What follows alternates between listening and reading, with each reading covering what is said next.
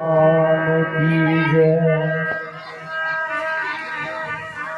बोलिए हनुमान जी महाराज की जय। सद्गुरुदेव भगवान की जय। ओम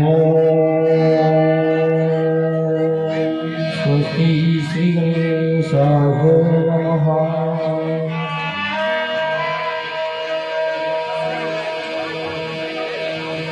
ओम स्वस्ति श्री गणेशाय नमः। ओम स्वस्ति श्री गणेशाय नमः। गजाननं भूतगणादिसेवितं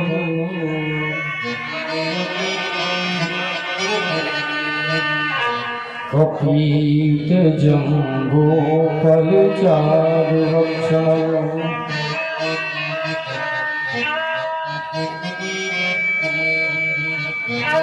उमासुतं स्वभुविनाशितारम्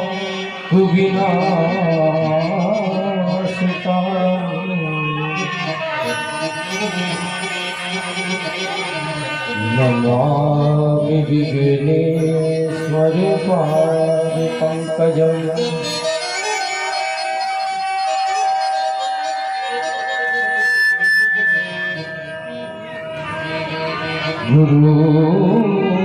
गुरुर्ब्रह्मा गुरुर्विष्णु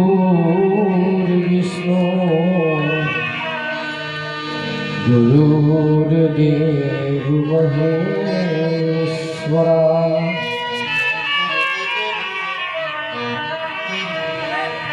गुरुर्साक्षात् परब्रह्म ब्रह्म तस्मै श्री गुरुवे नमः।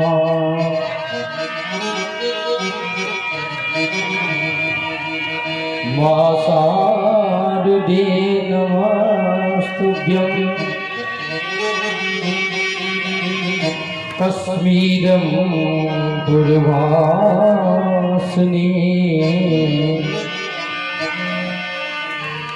ध्याये पार्थते नित्यम्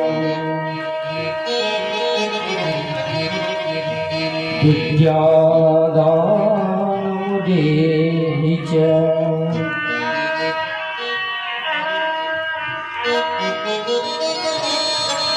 गणेश जननी दुर्गा राधा लक्ष्मी सरस्वती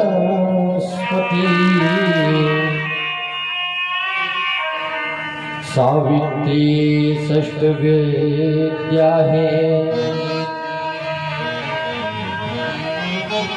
प्रकृति पंचधास्ता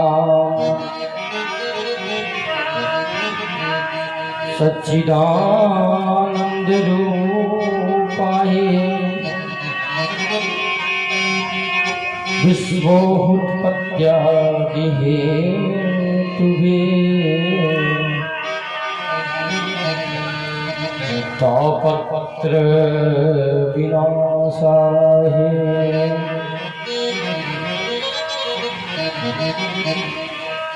श्री कृष्णाय वयं नमः।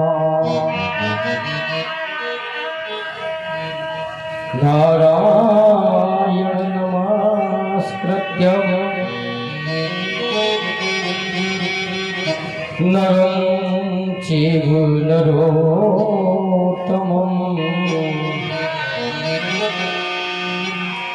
देवी सरस्वती व्यासो ततो जयमुद्रियता।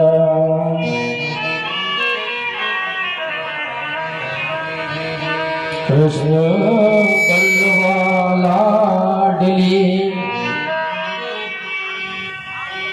राधा बल्लभ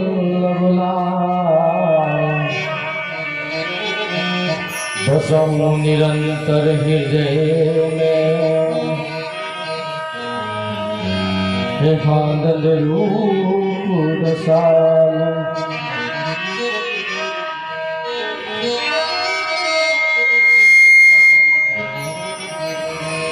दुर्लभं मानुषं देहि देहिनां शरणभंगुर, तत्रापि दुर्लभं मन्ये वैकुण्ठं प्रियदर्शनम्।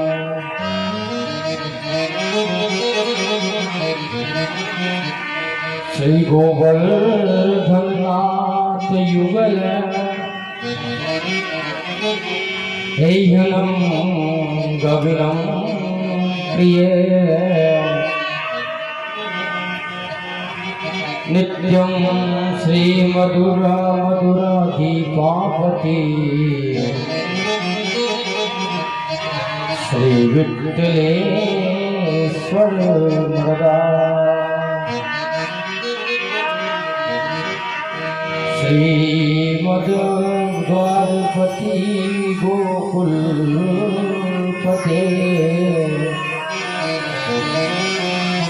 श्री गोकुल नंदनो विभो।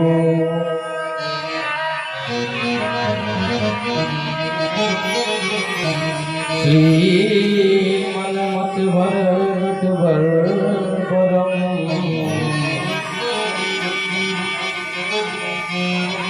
श्री बालकृष्णं भजे।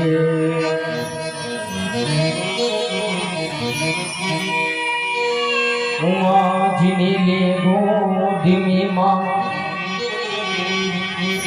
बेटी शिव के साथ,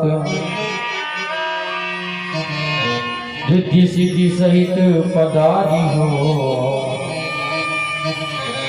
रत भवर के नाथ।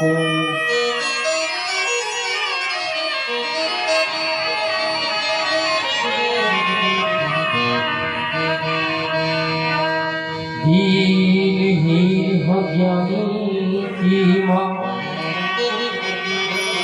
सुन लीजिए करुण पुकार, दया करो महांबिके।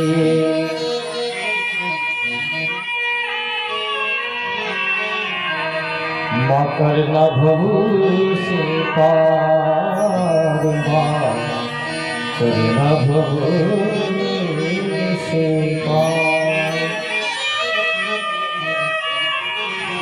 गुरु वृंदावन बिहारी लाल की जय, राधा कृष्ण भगवान की जय, मुरलीधर नाथ की जय, गोवर्धननाथ की जय, भागवत महापुराण की जय, अपने अपने गुरु की जय।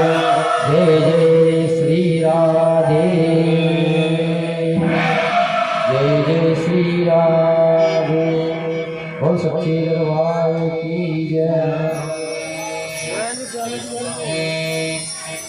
आइए बंधुओं, नित्य प्रति इस प्रकार हम भगवान मुरलीधर की गोद में बैठते हैं, फिर मुरलीधर से प्रार्थना करते हैं कि प्रभु हम तुम्हारी शरण में हैं, किसी भी प्रकार से हमारा इस संसार सागर से हमें मुक्ति मिल जाए। तो कितना सुंदर भगवान से भक्त कहते हैं, ले शरण में तेरी संसार के रचैया, शरण में तेरी संसार के रचैया, शरण में तेरी मुरलीधर की गोद में लेके का प्रयास करते हैं।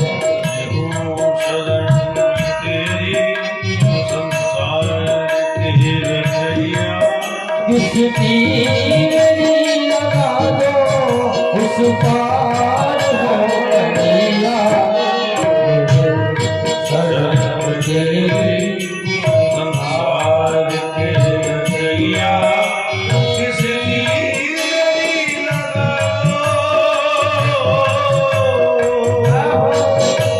किस तीर लगा दो भगवान रे कन्हैया शरण तेरी संसार के रचैया।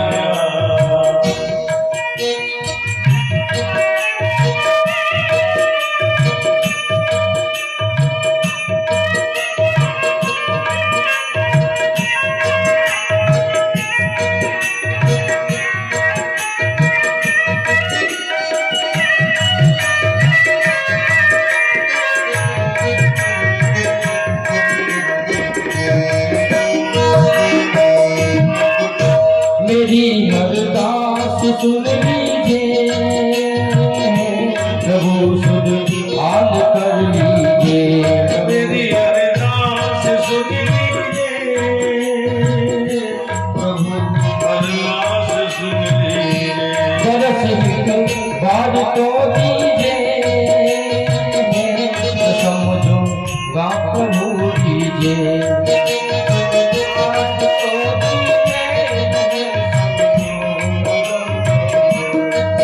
पतवार थाम लो तुम पतवार थाम लो तुम मझधार में नैया पतवार थाम लो तुम मझधार में कन्हैया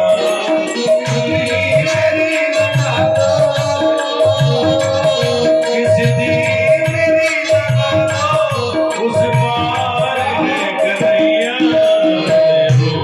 शरण तेरी संसार के रचैया।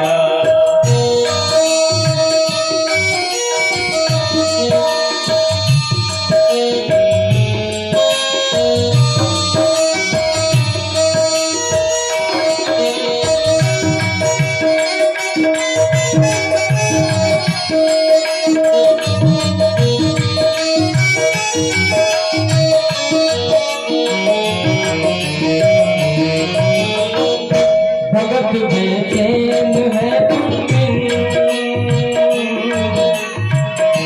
तरसते नेन हम तुम बिन तेरे तुम तरसते हैं अब तुम तरसते हैं तुम अधूरी रेल है तुम बिन करिए ना चैन हम तुम बिन अधूरी है तुम अधूरी है तुम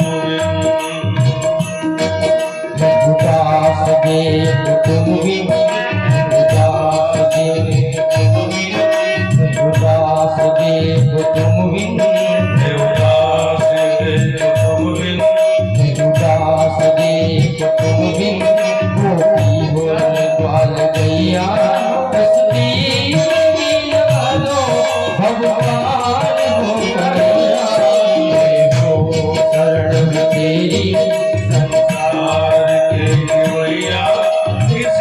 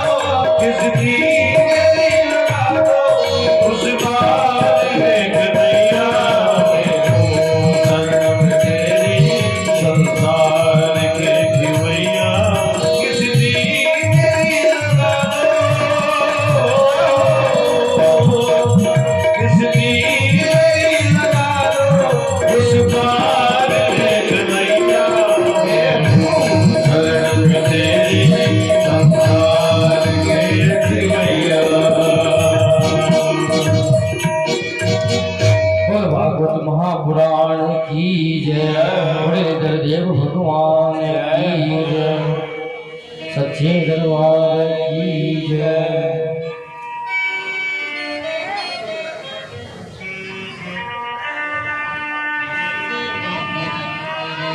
परम मंगलमय परात्पर अखिलेश्वर भक्तवत्सल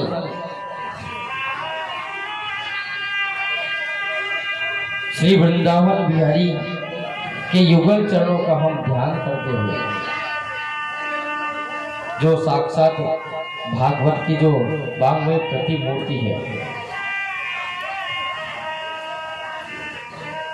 जो वैष्णव संतों का परम धन है,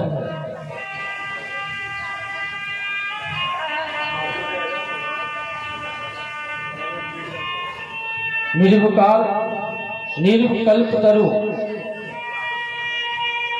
अनंत कोटि ब्रह्मांड नायक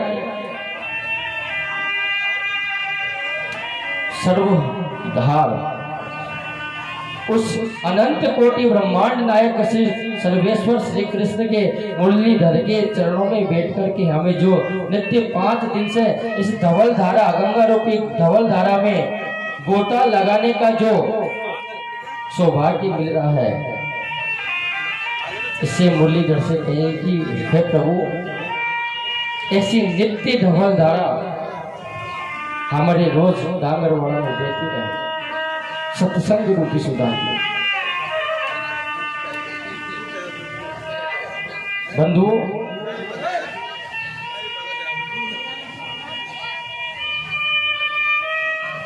जब तक मन में श्रद्धा नहीं होगी, विश्वास नहीं होगा, तब तक ना हम कह सकते हैं ना तुम सुन सकते हो। क्योंकि जब कथा सुनने के लिए हम आते हैं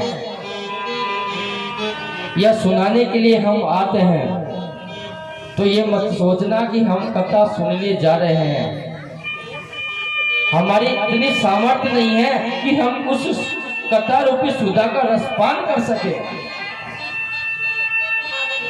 क्योंकि जब तक मेरे मुरलीधर की हम पर कृपा नहीं होगी, जीव पर भगवान गोविंद की कृपा नहीं होगी, तब तक तो ना हम कह सकते हैं ना सुन सकते हैं। सुनना भी कठिन है और सुनाना भी कठिन है। तो हम जितने भी कथा पंडाल में भाई बहन माता बहन जो भी सब बैठे हैं, ये सब गोविंद की ही कृपा है, ये मेरे मुरलीधर की ही कृपा है। तो बंधुओं, ऐसे श्रद्धा विश्वास के प्रतीक भगवान शिव और पार्वती को मैं व्यासपीठ से प्रणाम करता हूँ कि प्रभु आप आए और आकर के गुरुदेव के साथ मेरे हृदय में बैठ करके इन श्रोताओं को कथा का आस्वासन कराएं। मैं व्यासपीठ से प्रणाम करता हूँ सत्य को, जिससे ये असत्य संसार भी हमको सत्य प्रतीत दिखाई देता है। देखा जाए तो संसार असत्य है।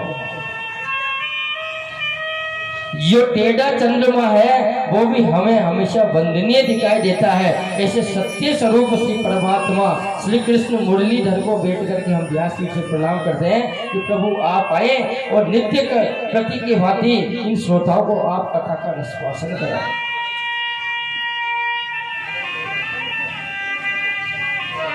बंधुओं में प्रणाम करूंगा माँ शारदा को, जिसके बिना संसार का कोई सुर प्रारंभ नहीं हो सकता।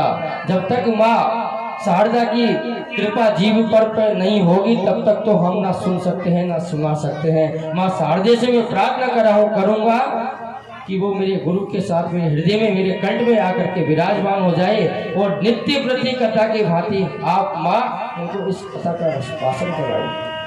बोलो शारदा मैया की जय।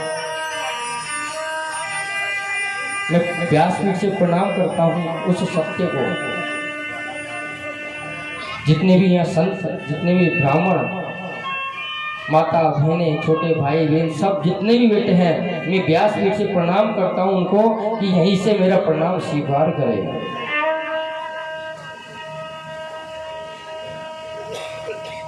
बंधुओं, देखा जाए तो संसार में कुछ भी नहीं है, क्योंकि जब तक मेरे गुरु की, मेरे गोविंद की कृपा नहीं होगी जीव पर, तब तक सुनना और सुनाना ही दोनों व्यर्थ है।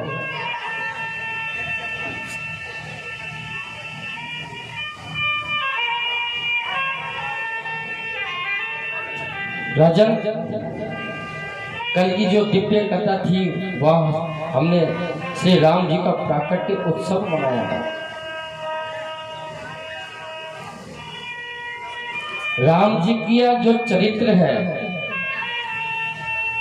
भागवत में 1.5-2 अध्याय के अंदर ही लिखा हुआ, संक्षिप्त। क्यों लिखा? क्योंकि जब तक राम की मर्यादाओं पे हम नहीं चलेंगे तब तक यदुकुल में यानी श्री कृष्ण के चरित्र में हमको प्रवेश नहीं मिल सकता। तो भागवत में मर्यादा से जोड़ते हुए जब तक मर्यादाओं में नहीं रहोगे तब तक हमें यदुकुल की प्राप्ति नहीं हो सकती, यानी श्री कृष्ण की प्राप्ति नहीं हो सकती।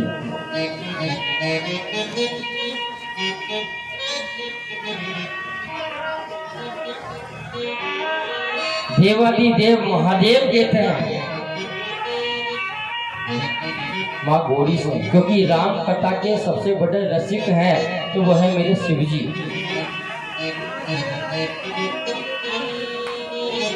माँ पार्वती पूछती है भगवान भोलेनाथ से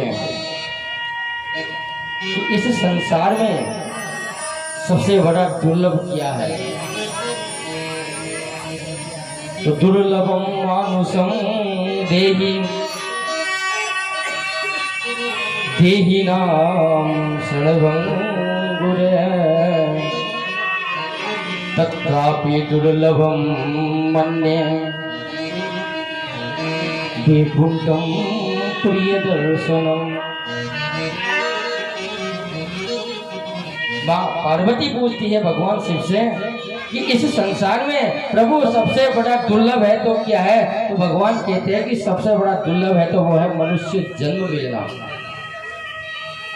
कि बड़े भागे मानुष तनु पावा,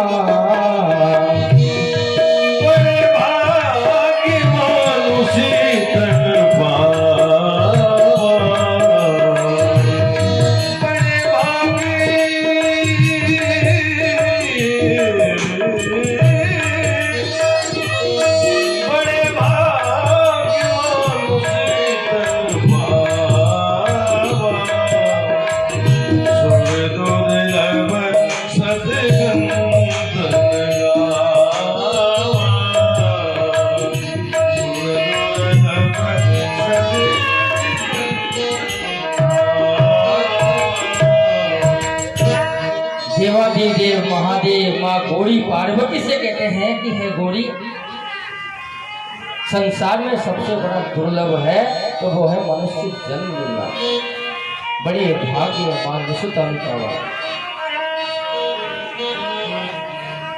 जिसका संसार में जन्म हुआ वो सबसे बड़ा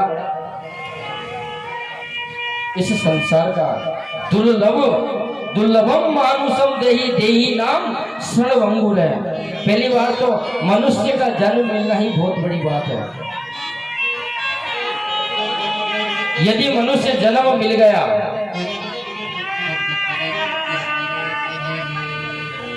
तो फिर सत्संग से जुड़ना बहुत बड़ी बात है।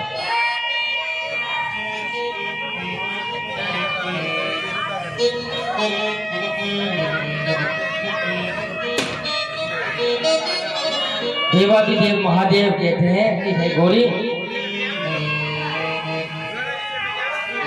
इस संसार में तुम्हें मैं बताता हूं कि सबसे बड़ा बड़भागी कौन सा है।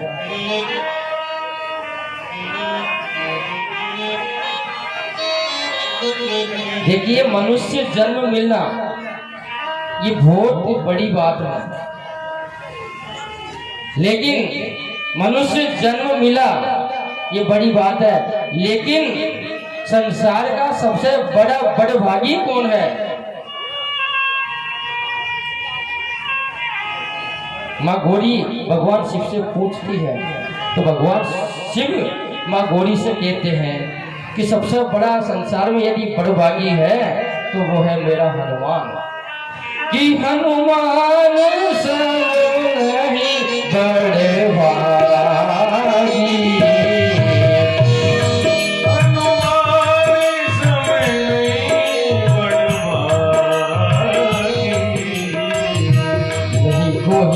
राम चरण अनुरागी, नहीं कोई राम चरण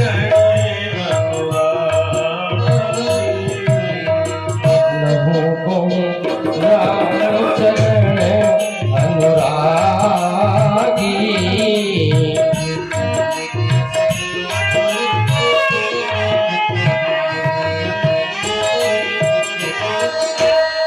देवादिदेव महादेव कहते हैं कि हे गौरी, वैसे तो संसार में दुर्लभ है वो है मनुष्य जन्म का मिलना,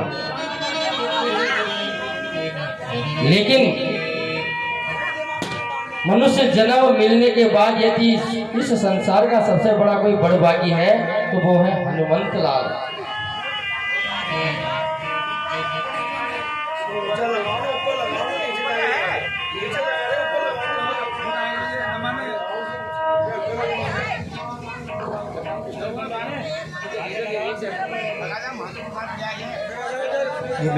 ये व्यवस्था आपको एक साइड जाके कर लीजिए और पान डाल के मध्य में लगाइए। इनको सब जितने भी गुब्बारे आपको फुलाने हैं वो एक साइड जाके फुलाइए, डिस्टर्ब ना करें। तो माँ गौरी से भगवान शंकर कहते हैं कि इस संसार में सबसे बड़ा बड़भागी है तो वो है हनुमंत लाल, क्योंकि हनुमान सब नहीं बड़भागी, नहीं कोई राम चरण अनुरागी। राम जी के जैसे, हनुमान जी के जैसा कोई राम भक्त से संसार में नहीं है। क्यों नहीं है? क्योंकि जिसकी बढ़ाई प्रभु स्वयं राघवेंद्र सरकार करते हैं, उससे बड़ा जीव संसार में, उससे बड़ा बड़भागी कौन हो सकता है? कि गिरिजा जासु प्रीत शिव गाही, गिरिजा जासु प्रीत शिव गाही। प्रभु निज मुख गाही,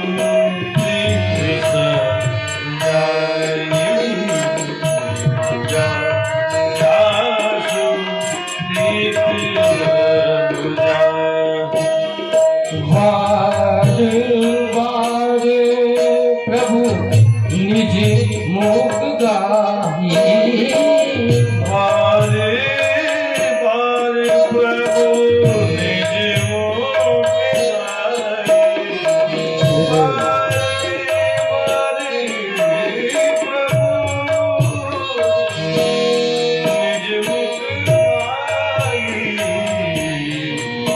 जा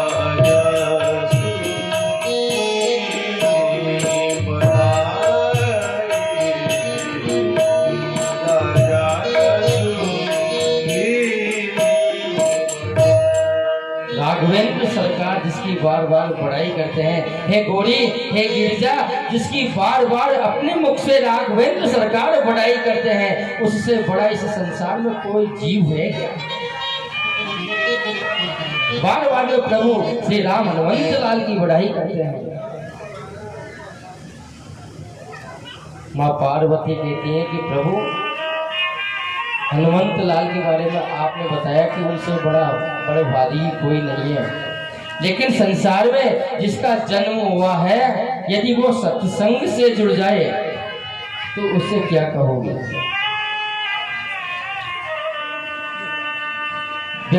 संसार में मनुष्य का जन्म हुआ तो वो है बड़े भाग्य मानुष तनु पावा। बड़े भाग्य से हमें ये शरीर मिलता है, लेकिन शरीर मिलने के बाद मेरे प्रभु की राघवेंद्र सरकार की यदि कृपा हो गई और प्रभु मुख से बार बार बड़ाई करते हैं, तो उससे बड़ा कोई संसार का बड़ा भागी नहीं है। और मनुष्य शरीर मिल गया तो उसके बाद यदि सत्संग से जुड़ जाए जीव, तो तुलसीदास जी कहते हैं कि सत्संग से जुड़ने के बाद उसे आप क्या कहोगे। तो तुलसीदास जी रामचरितमानस में कहते हैं कि हम सब सेवक अति बड़ भागी, हम सब सेवक,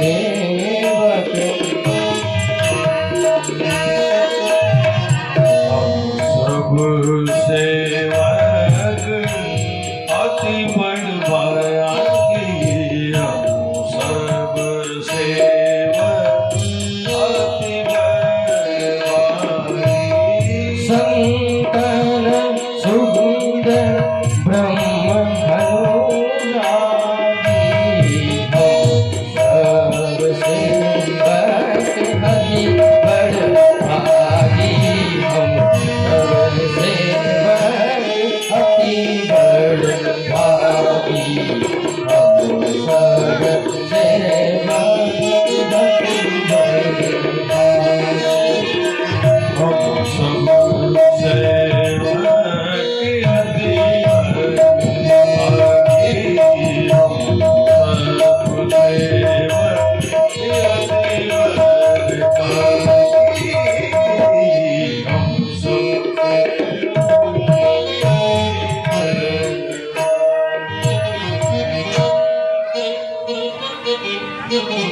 देवादिदेव महादेव गौरी से कहते हैं कि हे गौरी, यदि हम सत्संग से जुड़ जाएं तो उससे बड़े भागी हम संसार में हो ही नहीं सकते।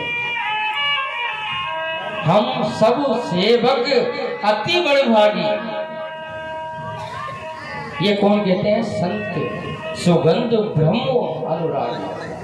संत कहते हैं, ब्राह्मण कहते हैं कि प्रभु की भक्ति यदि जिसको प्राप्त हो जाए उससे बड़ा अति बड़ा भागी कोई नहीं। राजन, जब भगवान राम विश्वामित्र जी के साथ जा रहे थे, कथा में धीरे धीरे प्रवेश करते हैं।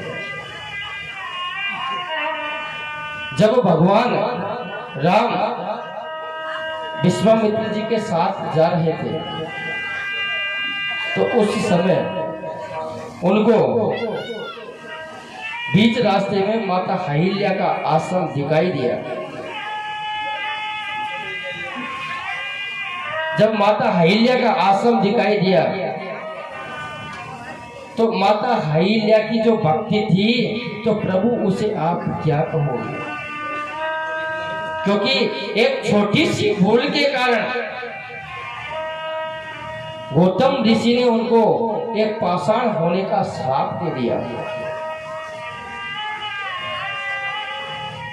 लेकिन ध्यान रखना, जिस दिन मेरे प्रभु के चरण माता अहिल्या के ऊपर पड़े, चरण रज धूल,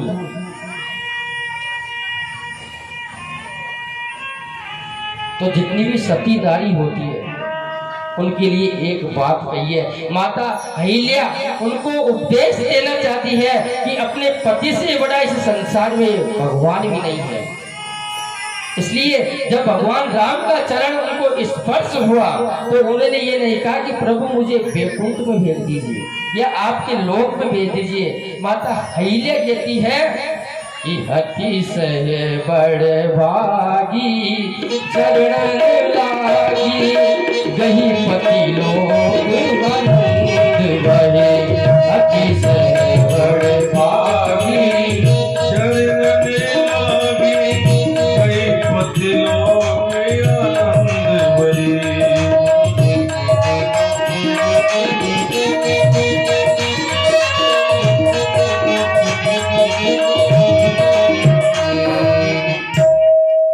तो माता अहिल्या ने नहीं कहा कि मुझे प्रभु आपके साथ लेकर के चलिए। जैसे ही माँ के ऊपर अहिल्या के ऊपर प्रभु का चरण रज पड़ा तो उन्होंने कहा कि मेरे समान इस संसार में कोई अति सह अति बड़े भागी नहीं, अति सहे बड़े भागी नहीं है, क्योंकि चरण रज धूल प्राप्त करके उन्होंने कहा कि गही पति लोक आनंद बहे।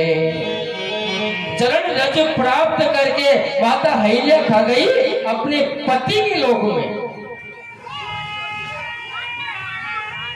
अति सहे बड़भागी चरण लागी और गही पति लोक आनंद भये। उनको जैसे ही प्रभु की प्राप्ति हुई, चरण रज की प्राप्ति हुई, तो आनंद के साथ माता अहिल्या आज अपने पति के धाम को जाकर के चली गई।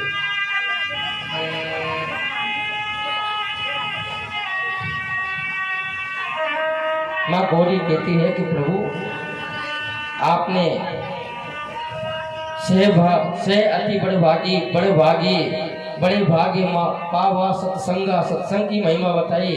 लेकिन जो मेरे राम के वियोग में, मेरे कृष्ण के वियोग में जिसने प्राणों को न्योछावर कर दिया, जिसने राम के गुणगान करते करते, मेरे मुरलीधर का गुणगान करते करते अपने प्राणों को न्योछावर कर दिया, प्रभु के ऊपर अपने प्राणों को न्योछावर कर दिया, उस भक्त को आप क्या कहोगे?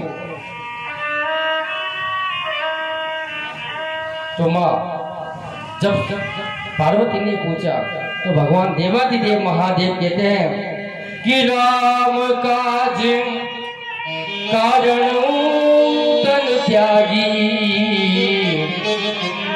हरिपुर गया परमो बड़भागी।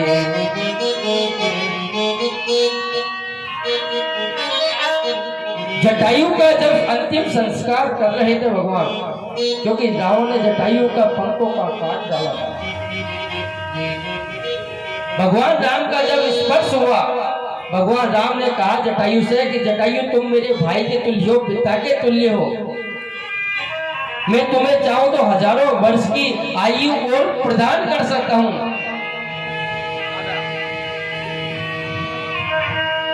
बोलिए आप क्या चाहते हो?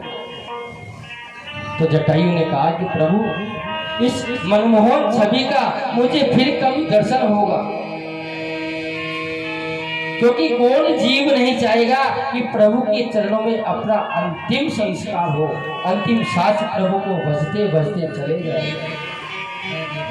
जटायु कहता है मुरलीधर से कि देहांत काले तुम सामने हो, बंसी बजाते मन को लुभाते, यही गीत गाते में तननाथ त्यागो, गोविंद दामोदर माधवेते। जटायु कहता है कि प्रभु इससे बड़ा सुखद अनुभव और मैं क्या कर सकता हूँ कि अंतिम समय आपकी मनमोहन मुस्कान मेरे सामने खड़ी है, और फिर भी आप कह रहे हो कि मैं तुम्हें चाहूं तो हजारों वर्ष की आयु प्रदान कर सकता हूँ। प्रभु मुझे अब इस संसार में नहीं जीना है, मुझे तो बस आप अपने धाम भेज दीजिए। तो तुलसीदास जी कहते हैं कि राम काज कारण तनु त्यागी, और हरिपुर गया परम बड़भागी। जटायु ने राम के वियोग में, मेरे मुरलीधर के वियोग में अपने प्राणों को न्योछावर करके और सीधे हरिपुर चले गए।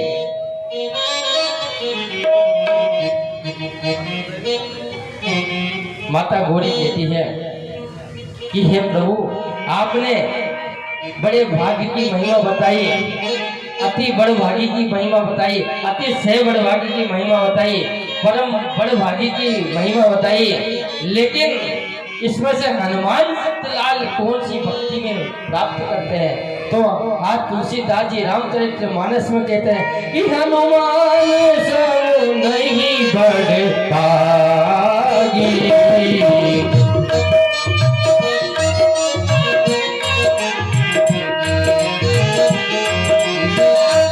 हनुमान सब नहीं बड़ भागी,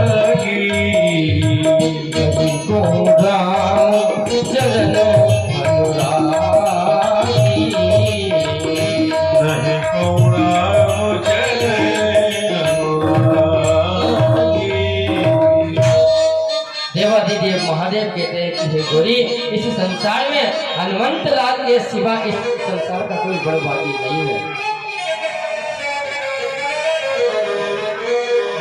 क्योंकि जिसकी प्रशंसा स्वयं राघवेंद्र सरकार करते हैं, उससे बड़ा इस संसार में कौन होगा।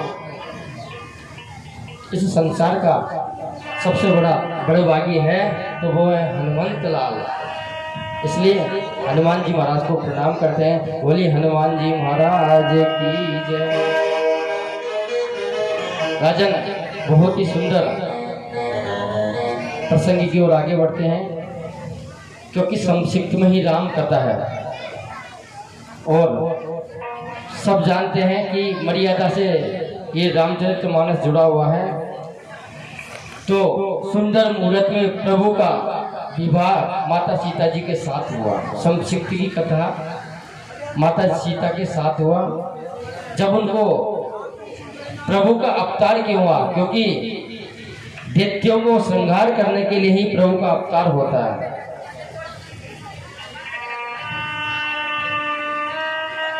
प्रभु के ही कारण माता कैकेयी की आज बुद्धि बिगड़ी। वो जानते थे, क्योंकि जब तक किसी पे आरोप नहीं लगेगा तब तक ये दैत्य मरने वाले नहीं है, और मां नहीं चाहेगी तब तक मैं बंद हो जाने वाला नहीं हूं। तो राजन आज भगवान ने माता कैकेयी की बुद्धि बदली और उन्होंने 14 वर्ष का वनवास मांगा। राजन जब वनवास में जा रहे थे, राम लक्ष्मण और मैया सीता, तो उस समय उनको अत्रि और अनुसैया का सौभाग्य दर्शन करने का जो सौभाग्य प्राप्त हुआ। ये रामचरितमानस का एक सार तत्व है।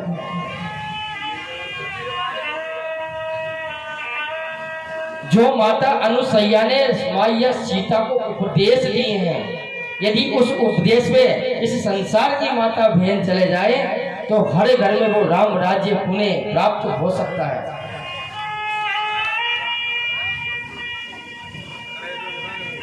राजन मनुष्य जब हर जगह से विपरीत में फंस जाए, परिस्थिति में फंस जाए, उस समय अपनी पत्नी इस नारी की परीक्षा होती है कि धीरज धर्म मित्र हो नारी, धीरज धर्म मित्र हो नारी, धीरज धर्म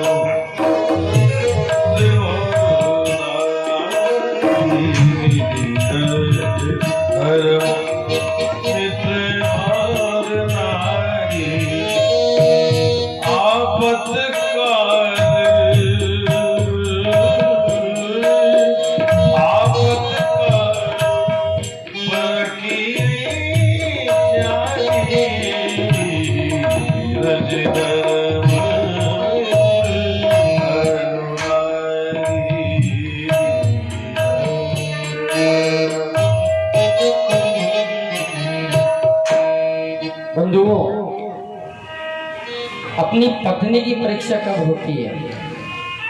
धीरज धर्म मित्र और नारी, इनकी यदि परीक्षा लेनी है तो वो है विपत्ति। आपके ऊपर कोई बहुत बड़ा मुसीबत का पहाड़ टूट चुका है, सुख में तो हर कोई साथ दे देगा, लेकिन यदि आपके ऊपर कोई विपत्ति का पहाड़ पड़ा हुआ है तो उस समय यदि आपकी नारी सतपंथी है तो वो आपका साथ दे देगी, अन्यथा पता नहीं छोड़ करके कहाँ चली जाएगी। इस बात को कोई नहीं जानता।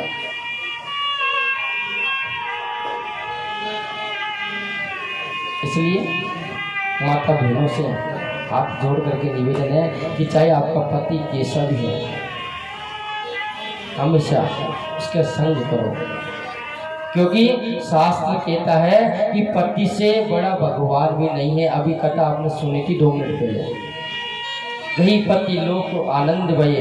वो चाहती तो कह देती माता अहिल्या कि मुझे आपका धाम लेकर के चलिए, लेकिन नहीं, वो शिक्षा देना चाहती है, वो चरितार्थ करना चाहती है कि इस संसार में नारी के लिए पुरुष से बड़ा कोई नहीं है, भगवान भी नहीं है।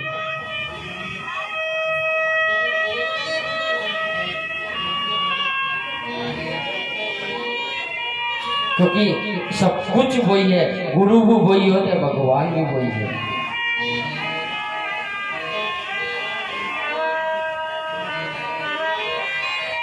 धीरज, धर्म, मित्र और नारी, आपका धैर्य कितना है, आप में धर्म कितना है, ये सब परीक्षा कब होती है? जब आपके ऊपर कोई विपत्ति का पहाड़ टूट जाए।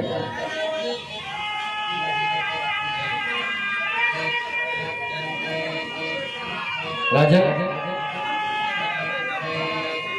जो पति का अपमान पत्नी करती है तो उसके लिए रामचरितमानस कहती है कि ये से पति करे कि ये अपमान,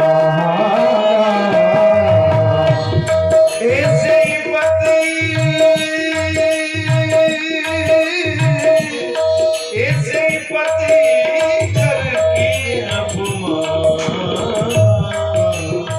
नारी पाव जमपुर दुखना, नारी पाव यमपुर दुखना। माता अनुसैया कहती कि हे बेटे सीते, हे पुत्री, जो पत्नी अपना पति का अपमान करती है उसको कई कल्पों तक घोर नरक का वास करना पड़ता है। ऐसे पति कहीं करे अपमाना, नारी पाव जमपुर दुख नाना, उसको अत्यंत दुख भोगना पड़ता है और नरक में उसको वास मिलता है। जो माता, जो बहन अपने पति का अपमान करती है, आपका पति चाहे कैसा भी हो, लेकिन वो आपके लिए सर्वश्रेष्ठ है। क्योंकि शास्त्रों में पत्नी के लिए एक ही शब्द कहा कि हे एक ही धर्मो एक व्रत नेमा, एक ही धर्मो एक व्रत नेमा, एक ही धर्म एक व्रत नेमा, एक ही धर्म एक व्रत नेमा। सारे वचन मन पति पद प्रेमा, सारी वचन पति पद प्रेमा, सारी वचन पति पद प्रेमा।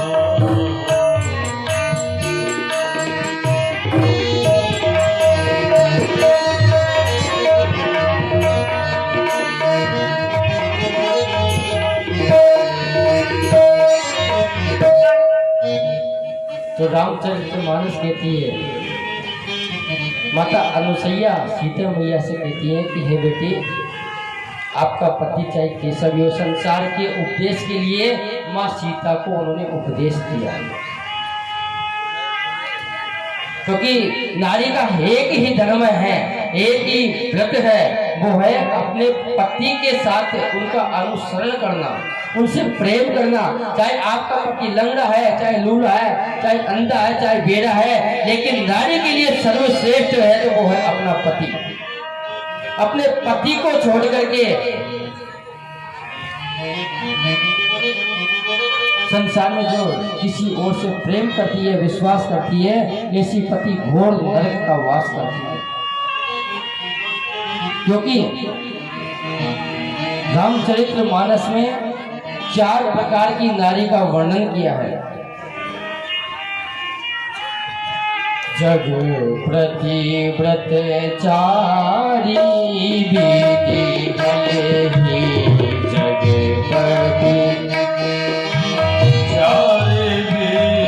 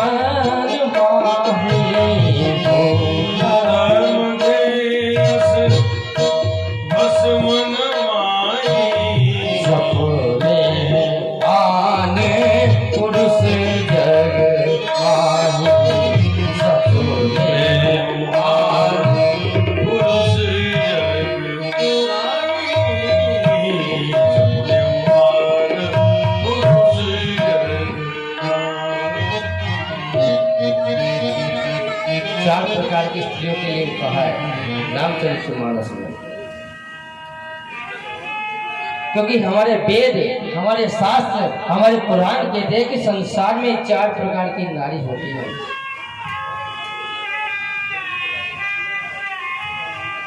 प्रथम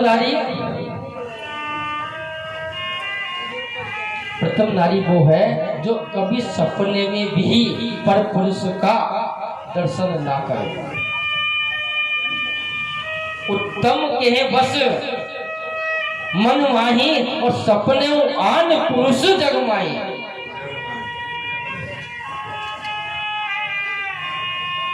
जिसने जीवन पर्यंत पर पुरुष का दर्शन नहीं किया वो सर्वश्रेष्ठ इस संसार की नारी है, प्रतिवर्ती नारी है। लेकिन जो मध्यम गति की है उसके लिए रामचरितमानस कहते हैं कि मध्यम पर पति देखे कैसे, मध्यम पर पति देखे कैसे, मध्यम पर पति देखे कैसे, माता पिता पुत्र निज जैसे,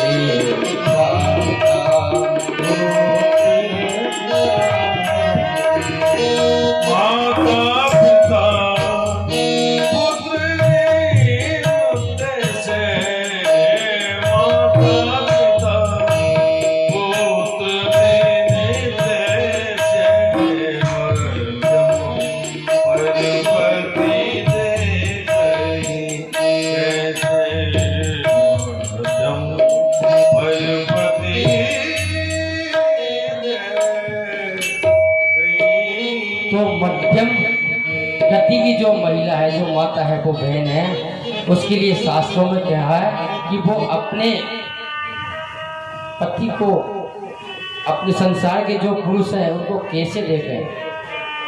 तो उनके लिए कहा है कि जो अपने से बड़े पुरुष हैं उनको पिता तुल्य आदर दे।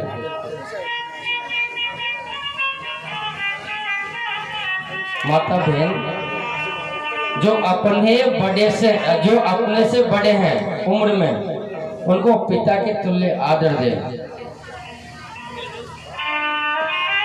जो अपने बराबर के हैं, जो अपने उम्र दराज के हैं, उनको भाई मान करके इस संसार में चले।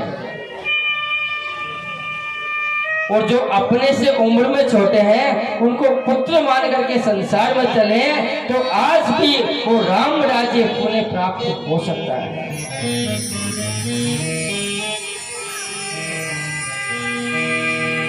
कि धर्म विचारी सुमसी कुल रहे हैं,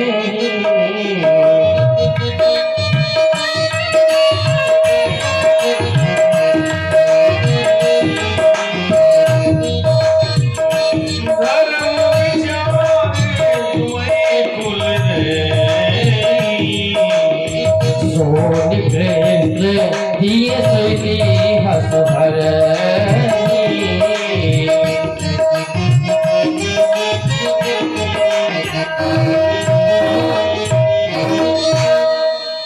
तीसरे प्रकार की स्त्री के लिए शास्त्रों में कहा है कि जो धर्म को विचार करके अपने आप को बचा करके संसार में चलती है। आज का जमाना पता नहीं ना जाने कौन कौन किस किस निगाह से माता बहनों को देखते हैं, इसलिए जो अपने आप को बचा करके इस संसार में चलती है वो निम्न श्रेणी की है, तृतीय श्रेणी की। लेकिन जो चौथी प्रकार की नारी है उसके लिए माँ अनुसैया कहती है कि बिनु आभूषण बहते रही जो,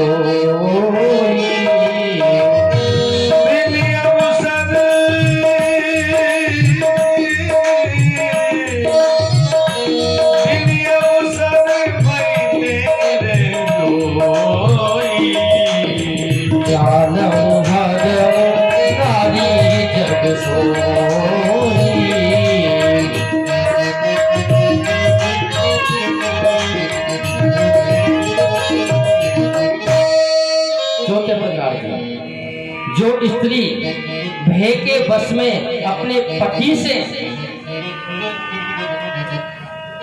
अपने आप को प्रतिव्रत मान करके इस संसार में चलती है, जो स्त्री अपने पति को धोखा देती है, जो स्त्री अपने पति के होते हुए भी पराये मर्दों से संबंध रखती है, ऐसी नारी के लिए रामचरितमानस कहती है कि पति वंचक पर पति जही करही,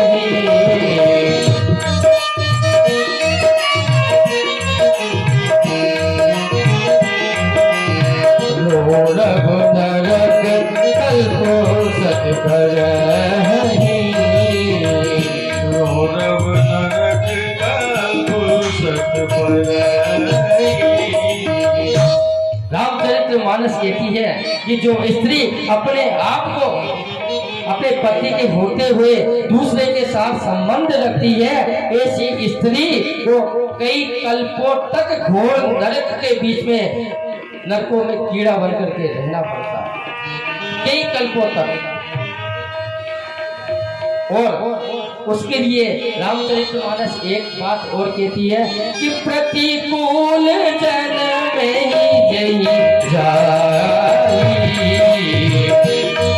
प्रतिकूल जन्म जही जाई, विधवा होई पाई किन भाई, विधवा होई पाई तरुणाई।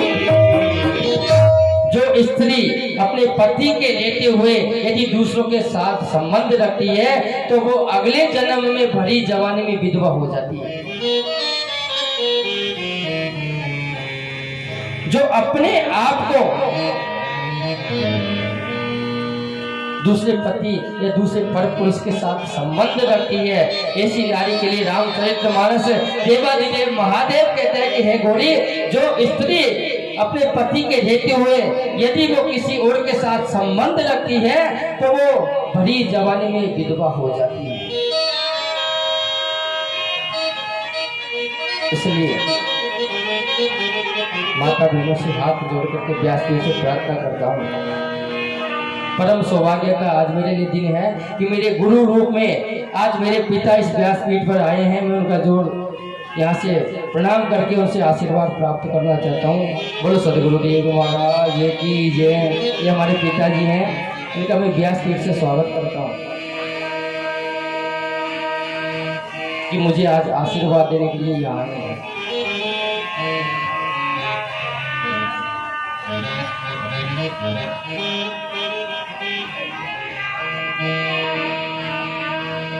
जग में चारि प्रतिव्रत नारी, जग में चारि प्रतिव्रत नारी, जग में चारि प्रतिव्रत नारी, जग में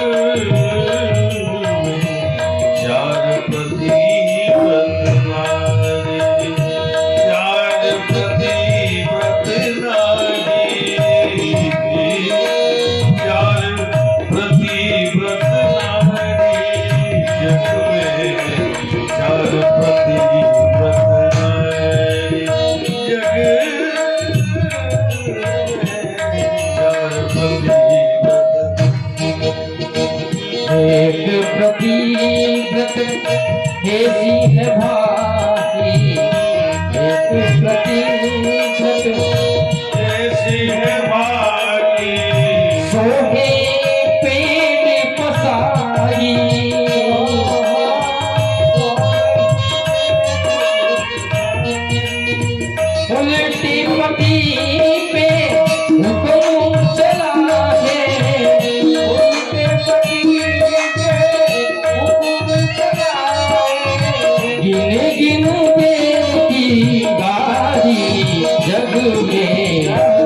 प्रति व्रत नारी जग में पहले प्रकार की नारी पेड़ पर के पैर पसार करके सो जाए और अपना पति जब आए वो उसको आदेश दे कि तुम जाओ ये करके आओ, तुम खाना बनाओ, कपड़े धो, जो भी करना आदेश देती है बेटी बेटी। ऐसे पति स्त्री जो ऐसी प्रतिव्रता स्त्री होती है वो कभी प्रतिव्रता स्त्री नहीं बन सकती। ऐसी पत्नी यदि कोई हो तो वो घोर नरक की तैयारी करती है। दूसरी पत्नी के लिए कहा है, तू जाकर से द्वार द्वार पर, तू जाकर से द्वार द्वार पर, तू जाकर द्वार द्वार पर, जहू दिस रहत निहारी, अपने पति से कपट के बोले, अपने पति से कपट के बोले, अपने पति से कपट के बोले, करेंगे से गारी जग में प्रति व्रत नारी, जग में प्रति व्रत नारी। चार प्रति व्रत नारी,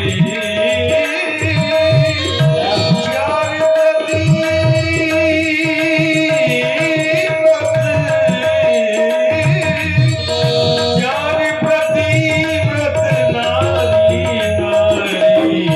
चार प्रति व्रत नारी, जग में चार प्रति। दूसरी तरह की पत्नी श्रृंगार करके और द्वार पर आकर के बैठ जाती है और हमेशा चारों तरफ कभी इधर कभी उधर कभी आगे कभी पीछे देखती है। और जब अपना पति आ जाए तो आकर के आइए आप आ गए क्या, वो डपट करके बोलती है। लेकिन यदि कोई संसार का दूसरा पुरुष मिल जाए तो उसको ग्वालिया देने में टाइम नहीं लगाती। ऐसी महिला, ऐसी माता कभी अपनी व्रत धर्म का पालन नहीं कर सकती।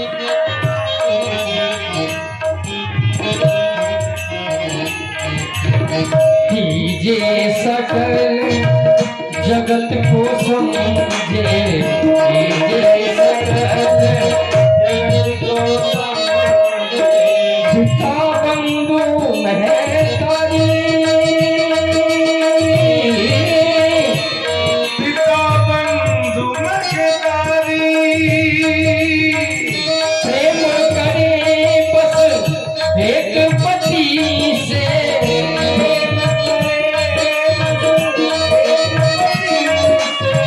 दोनों कुल को तारी, जग में चार प्रति व्रत नारी, जग में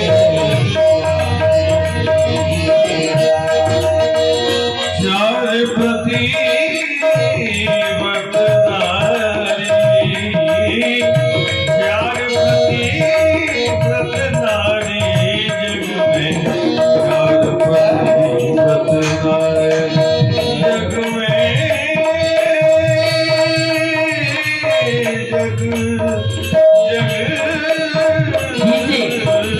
जिस प्रकार की है वो संसार में कैसे समझती है। जो अपने से जो बड़ा है उनको पिता के तुल्य है, जो अपने से समान है उनको भाई तुल्य है, और जो अपने से छोटे हैं उनको पुत्र के तुल्य है। और सिर्फ प्रेम करे बस एक पति से, ऐसी महिला है वो दोनों कुल को ताड़ देती है, अपने ससुराल पक्ष को और अपने मायके वालों को। ये तीसरी प्रकार की माता के लिए यह भक्ति का उपदेश किया है। चौथी प्रकार के लिए ज्योति माने पति परमेश्वर, ज्योति माने पति परमेश्वर, ज्योति माने पति परमेश्वर, योगेश्वर योगी लूला लंगड़ा कोडी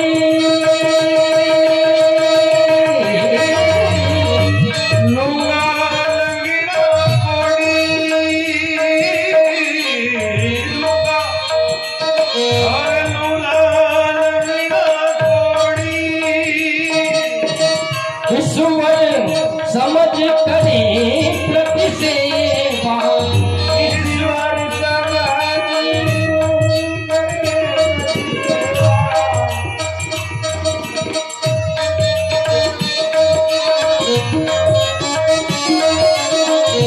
ईश्वर समझ करे पति सेवा कहूँ देगे गारी जग में जागृति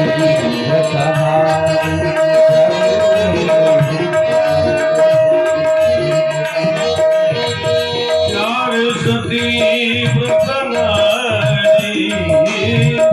चार पति व्रतनारी चार पति व्रतनारी जग में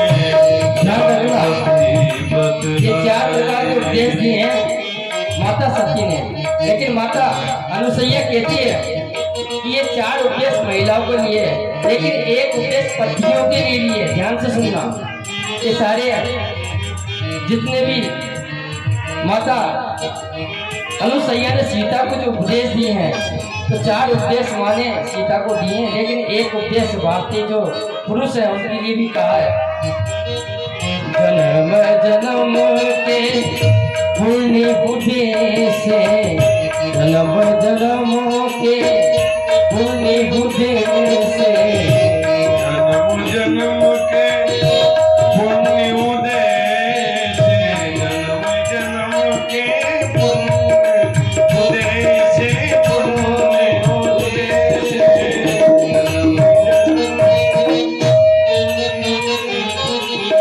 मिले सावित्री नारी मिली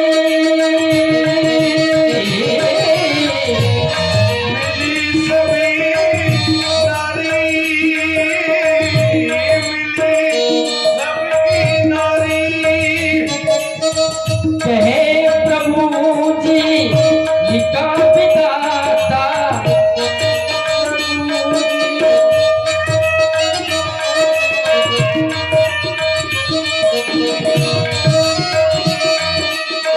कहे प्रभु जी लिखा विधाता, ओ यही गति तुम्हारी जग में जागृति तुम्हारी, जग में ओ जग में चार पति व्रतनारी जग में चार पति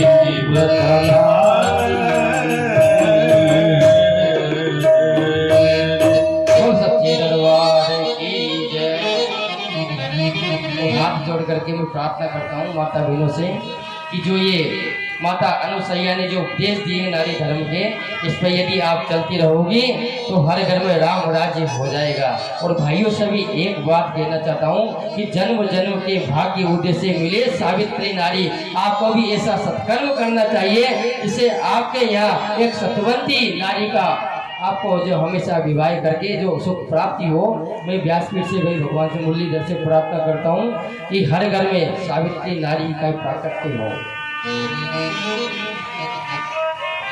बस एक ही गुरु है, एक ही अब नारी का वो है अपना पति, इससे बड़ा संसार और कोई नहीं। राजन माता अनुसैया ने जो उपदेश दी है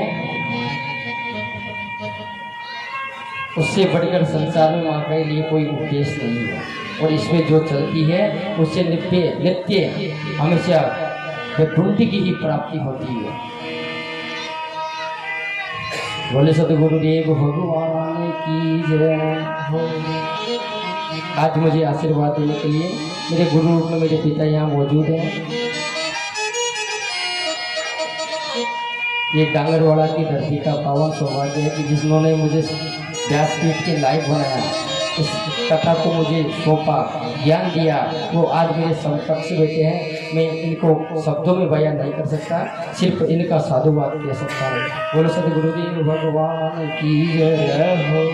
राजन सुंदर चरित्र को प्रारंभ किया और असत्य पर विजय प्राप्त करके भगवान राम ने आज धर्म की मर्यादा का जो कीर्तिमान स्थापित की है, इस संसार में वो हमेशा कायम रहेगी। क्योंकि रामचरित्र सुनने का एक उद्देश्य था कि किसी भी प्रकार के हम मर्यादा में बने रहें। क्योंकि आज हर घर में रावण का जन्म हो चुका है। इतनी आग कहाँ लगाऊं, इतनी आग कहाँ लगाऊं, इतने रावण कहाँ जलाऊं, घर घर लंका घर घर रावण, इतने राम कहाँ से लाऊं। आज हर घर में रावण बेटा है, इतने राम कहाँ से लाऊं। इसलिए हमें स्वयं राम बनने की जरूरत है।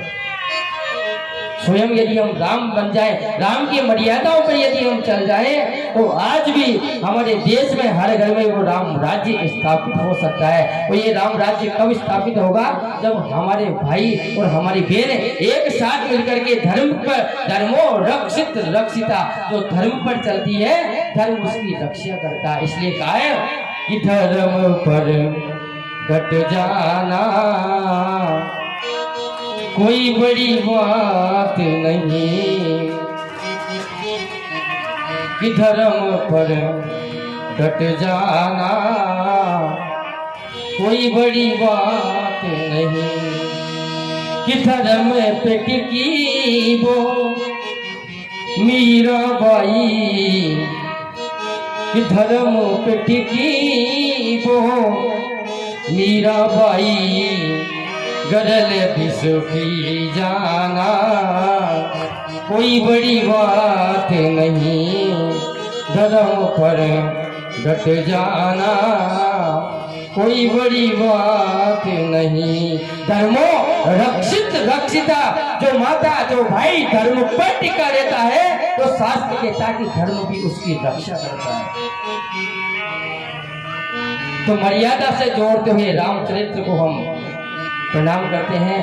और कितना सुंदर कहते हैं गुरुदेव कि हे मन मूरख कब तक जग में जीवन व्यर्थ गवाएगा, राम नाम नहीं गाएगा तो अंत समय पछताएगा। राजा राम राम राम, सीता राम राम राम, राजा राम राम राम, सीता राम राम राम, राजा राम राम राम, सीता राम राम राम, राजा राम राम, सीता राम राम राम, राजा राम राम राम, सीता राम राम राम, राजा राम राम राम।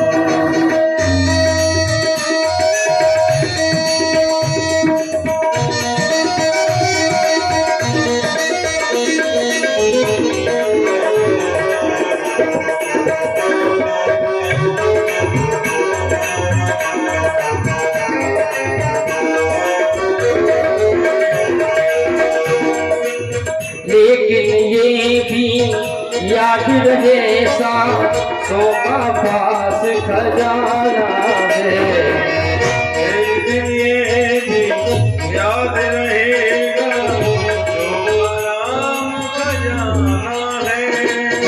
जिसे लूटने का चोरों ने ये सुंदर प्रण ठाना है, जिसे लूटने का चोरों ने ये सुंदर प्रण ठाना है। बाल होता तो जग में बंदे तो क्या मुझे लाएगा, ओ राम नाम नहीं गाएगा तो अंत समय पछ जाएगा। राजा राम राम राम, राजा राम राम राम,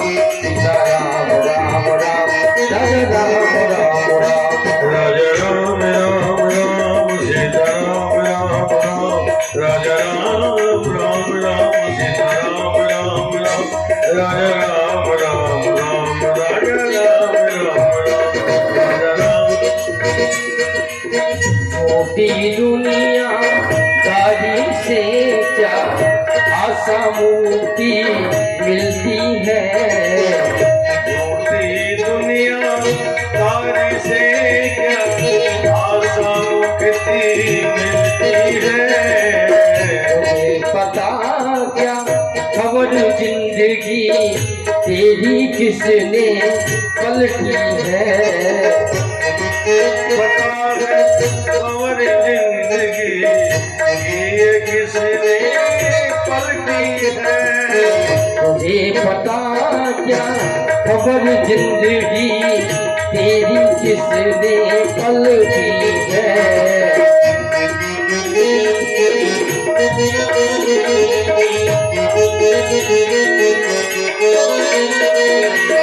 जब तू चाहेगा यहाँ से बंदे क्या तू दिलाएगा। राम नाम नहीं चाहेगा तो अंत समय बच जाएगा। राम राम राम राम राम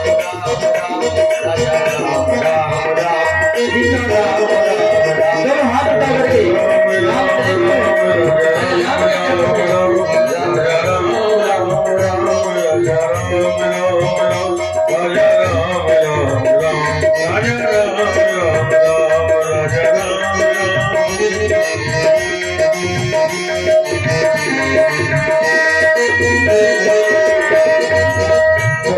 गुरु के श्वास ज्ञान का दीपक का बुझियाना ले।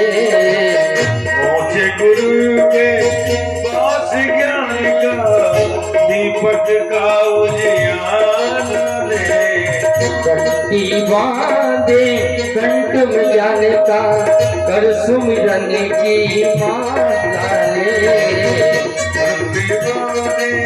ज्ञान जाएगा कर सुमिरन की माला रे।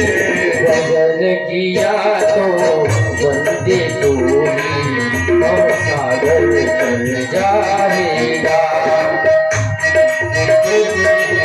बदल दिया तो तूने बंदे और सागर चल जाएगा। राम राम नहीं गाएगा तो अंत समय पछताएगा। राजा राम राम राम राजा राम राम राम राजा राम राम राम सीता राम राम राम राजा राम राम राम राजा राम राम राम सीता राम राम राम राजा राम राम राम सीता राम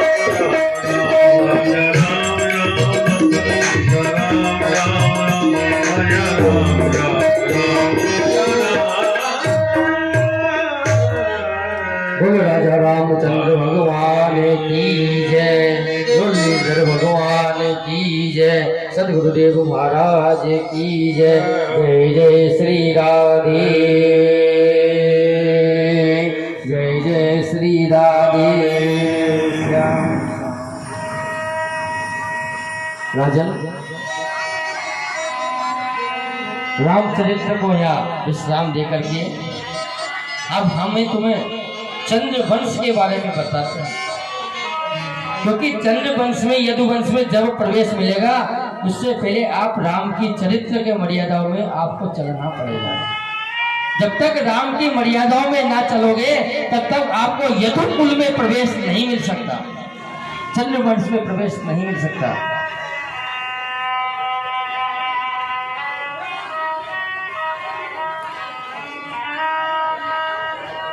राम कृष्ण तुम एक है, अंतर नहीं निवेश, इनके नयन गंभीर है, इनके चपल विशेष। राम के जो मर्यादा है, जो आंखों में है, वो हमेशा मर्यादा बनाए रखती है। राम के नैन में हमेशा गंभीरता मिलेगी। लेकिन मेरे श्री कृष्ण मिले मुरलीधर के तो हमेशा आप चपलता ही मिलेगी। इन दोनों में रत्ती मात्र का भी अंतर नहीं है। तो चंद्र वंश में हम प्रवेश करने से पूर्व आइए एक बार मुरलीधर का सुंदर कीर्तन करते हैं। श्री कृष्ण गोविंद हरे मुरारी, हे नाथ नारायण वासुदेवा। श्री कृष्ण गोविंद हरे मुरारी, हे नाथ नारायण वासुदेवा। गोविंद हरे मुरारी, हे नाथ नारायण वासुदेवा।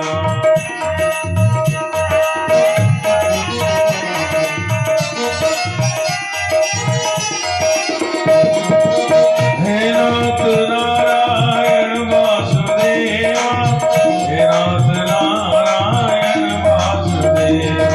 हे नाथ नारायण वासुदेवा, हे नाथ हे नाथ नारायण वासुदेवा, हे नाथ नारायण वासुदेवा। श्री कृष्ण गोविंद हरे मुरारी, हे नाथ नारायण वासुदेवा। कृष्ण गोविंद हरे मुरारी, हे नाथ नारायण वासुदेवा। हे नाथ नारायण वासुदेवा, हे नाथ नारायण वासुदेवा। श्री कृष्ण